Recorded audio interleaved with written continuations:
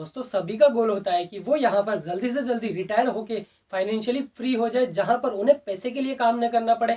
तो यहाँ पर कौन से ऐसे तरीके हैं जिसकी मदद से आप यहाँ पर फाइनेंशियली फ्री हो सकते हैं, तो आज मैं आपको वही बताने वाला हूँ। तो आप इस वीडियो को पूरा एंड तक जरूर देखिएगा, क्योंकि आपको यहाँ पर ये वीडियो में मैं गारंटी देता हूँ आप इन स्टेप्स को फॉलो करोगे तो आप यहाँ पर जल्दी से जल्दी फाइनेंशियली फ्री हो सकते हो। बहुत सौ को ऐसा लगता है कि फाइनेंशियल की प्लानिंग करना बहुत ज्यादा कॉम्प्लेक्स है, बहुत ज्यादा हेडक है, लेकिन इस वीडियो में ऐसा नहीं होगा। हम आपको सिंपल भाषा में समझाएंगे जो यहाँ पर एक 10 साल के बच्चे को भी समझ में आ सकता है। जी हाँ दोस्तों, तो आप इस वीडियो को पूरे अंत तक जरूर देखिएगा। आपको बहुत साधारण भाषा में हमने इसमें एक्सप्लेन किया है, क्योंकि मैंने यहाँ पर अपने जीवन में अप्लाई किया, तो हो सकता है आपके भी यहाँ पर वैल्यू हो सके। तो आप इस वीडियो को पूरे अंत तक जरूर देखिएगा। दोस्तों इस प्लानिंग को शुरू करने से पहले मैं आपको एक चीज बोलना चाहता हूँ। आप इस प्लानिंग को करके आपके जो बेकार खर्चे है ना, जो आपको कुछ वेस्ट होता है पैसा मनी, तो आप उन्हें भी यहाँ पर सेव करना चाहते हो, कर सकते हो। तो पहला पॉइंट है यहाँ पर सेविंग्स का। जी हाँ दोस्तों, फॉर एग्जांपल आपका जो घर का खर्चा है वो 10,000 15,000 जितने में भी चलता है। फॉर एग्जांपल आपका महीने का जो सब कुछ आ जाता है, जिसमें बिल आ गया, महीने का राशन आ गया, बच्चों की एजुकेशन आ गई, या फिर यहाँ पर पेट्रोल आ गया, गाड़ी का आ गया, सब कुछ आ गया। जो आपकी नीड्स होती है, खाना तो खाना है, बिल भी देना है, सारी चीजें जो आपके राशन वाशन बिल ये सब होते हैं जो जरूरत की है, तो वो यहाँ पर मान लो 15,000 की है। तो आपको अगले 6 महीने के लिए आपको उसे सेव करके रखना है अपने सेविंग अकाउंट में, जो यहाँ पर लगभग होता है 90,000 रुपए। तो आपको कम से कम भी 1,00,000 रुपए अपने सेविंग अकाउंट में होना चाहिए। क्यों?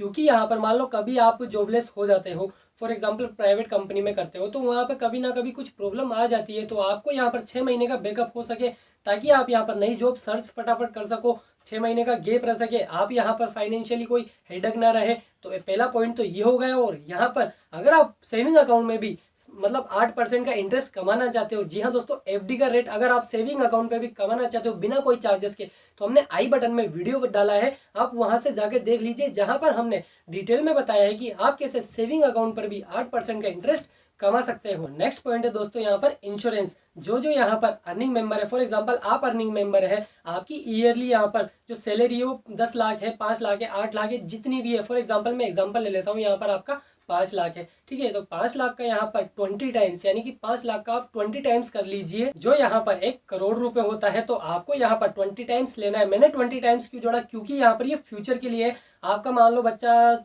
2 साल का भी, 3 साल का भी, तो वो यहाँ पर 20-25 साल तक भी आराम से सर्वाइव कर सकते हैं। तो यहाँ पर इसी हिसाब से मैंने आपको 20 टाइम्स कहा। आपके जो फैमिली मेंबर्स है अर्निंग वाले, उन्हीं की लेना, बाकी सबका लाइफ इंश्योरेंस लेने की जरूरत नहीं है मेरे हिसाब से।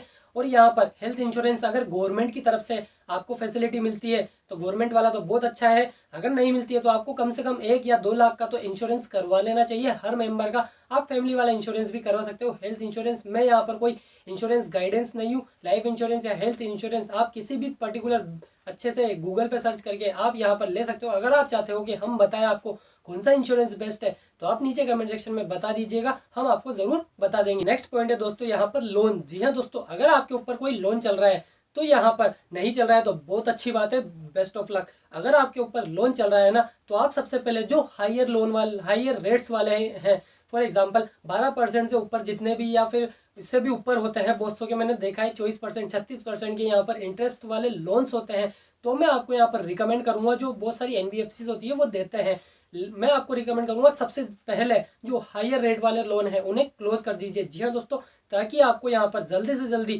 फाइनेंशियली फ्री होने में सपोर्ट मिल सके, क्योंकि आपका ज्यादा मूल से ज्यादा तो इंटरेस्ट वहां जा रहा है, क्योंकि यहाँ पर इंटरेस्ट रेट ज्यादा है। होम लोन अगर आपका है तो उसे कंटिन्यू रखिए, क्योंकि होम लोन यहाँ पर ज्यादा परसेंट का नहीं रहता, कम परसेंट में यहाँ पर रहता है। बहुत से बैंक 6% 7%, मतलब यहाँ पर 12 से नीचे ही रहते हैं वो यहाँ पर, तो आपको इतना ज्यादा इम्पेक्ट नहीं करते आपके फाइनेंशियल प्लानिंग में, क्योंकि यहाँ पर होम रेट सस्ते होते हैं। और नेक्स्ट है दोस्तों जो बहुत इंपॉर्टेंट है, वो यहाँ पर बहुत से इस पे ध्यान नहीं देते, क्योंकि यही आपको यहाँ पर फाइनेंशियली फ्री होने में जल्दी से जल्दी मदद करेगा। जी हाँ दोस्तों, वो यहाँ पर इन्वेस्टमेंट। जी हाँ, तो क्योंकि यहाँ पर स्टॉक्स में इन्वेस्टमेंट कर सकते हो आप यहाँ पर, या फिर म्यूचुअल फंड में इन्वेस्ट कर सकते हो। अगर आप यहाँ पर म्यूचुअल फंड में बहुत सारे पोर्टफोलियो स्टॉक्स आ जाते हैं, स्टॉक्स में अगर आप एनालिसिस नहीं करना चाहते तो इसलिए म्यूचुअल फंड है, क्योंकि एनालिसिस में आपका थोड़ा टाइम वेस्ट होता है, आपके पास इतना टाइम नहीं है, तो आप म्यूचुअल फंड ले सकते हो। अगर आप ये इनमें रिस्क वाले में ज़्यादा नहीं पढ़ना चाहते तो मैं आपको यहाँ पर गोल्ड रिकमेंड करूंगा, क्योंकि यहाँ पर गोल्ड में भी आपको मतलब रिटर्न मिलता रहता है। और गोल्ड की प्राइस आप देख सकते हो हिस्ट्री में कितने से कितनी हुई है, डबल हो चुकी है।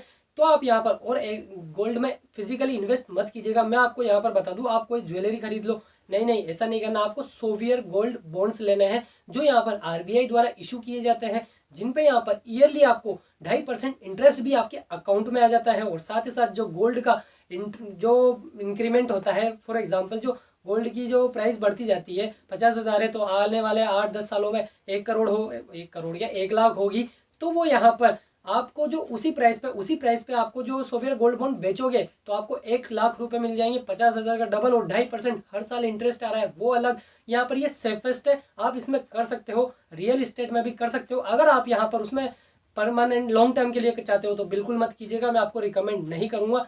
आप खुद के लिए होम चाहिए, ऑफिस के लिए चाहिए तो आप उनमें कर सकते हो। बाकी यहाँ पर कोई इन्वेस्टमेंट के लिए कि आज लेके रख लूँ 10 साल बाद बेच दूंगा, ऐसा मत कीजिए, क्योंकि ये आपको यहाँ पर एक तरह से आपके अमाउंट को स्टक रख देगा। बहुत सी बार सेलर्स नहीं मिल मतलब बायर्स नहीं मिल पाते हैं आपकी उसके लिए, तो वो यहाँ पर आपका पैसा रोक देगा, कभी ना कभी ऐसा हो जाता है। तो मैं आपको एक रिकमेंड करूंगा ऐसी ही जगह इन्वेस्ट कीजिए जहां से आपको पैसा रेगुलर इनकम बनी रहे। अगर आप रियल इस्टेट में भी अच्छा पैसा कमाना चाहते हो तो आप ये वाली टेक्नोलॉजी यूज कर सकते हो। कैसे? आपको फॉर एग्जाम्पल ये प्लाट है या फिर कोई भी रियल इस्टेट प्रॉपर्टी है, वो यहाँ पर आपको 5 लाख रुपए में मिल रही है, ठीक है।